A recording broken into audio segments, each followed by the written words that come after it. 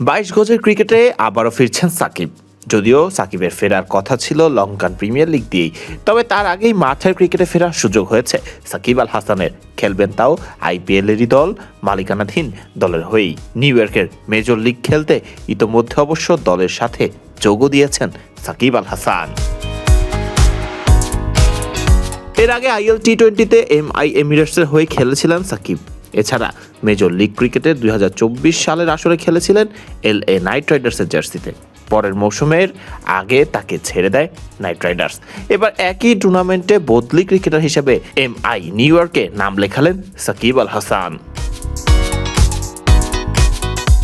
বিশ্বজুড়ে ফ্র্যাঞ্চাইজি ক্রিকেটে বেশ অনেক বছর ধরেই পরিচিত মুখ সাকিব।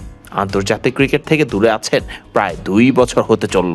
এখন সাকিবের দেখা মেলে কেবল ফ্র্যাঞ্চাইজি লিগগুলোতেই। আসন্ন লঙ্কা প্রিমিয়ার লিগে জাফনা কিংসের হয়ে খেলবেন সাকিব আল হাসান। সেই দলেই আবার আছেন টাইগার পেসার তাসকিন আহমেদও। লঙ্কা প্রিমিয়ার লিগের আগে এবার মেজর লিগ ক্রিকেটে দেখা যাবে সাকিব আল হাসানকে এমআই নিউ ইয়র্কে। সাকিব কবে আন্তর্জাতিক ক্রিকেটে ফিরবেন, এই প্রশ্নের জবাব আপাতত কারো কাছে নেই বললেই চলে। সাকিবেরই এক সময়ের বন্ধু এবং সতীর্থ তামিম ইকবাল এখন আছেন বিসিবির সভাপতির ভূমিকায়।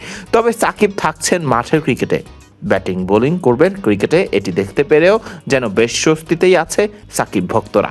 আপাতত মেজর লিগ খেলার পর সাকিব খেলবেন লঙ্কা প্রিমিয়ার লিগ, সেখানেও ক্রিকেটে মগ্ন থাকবেন সাকিব আল হাসান। ক্রিকেটে মগ্ন থাকা সাকিবকে দেখে নিশ্চিতভাবে মুখিয়ে থাকবেন সাকিব ভক্তরা, তা তো বলাই যায়।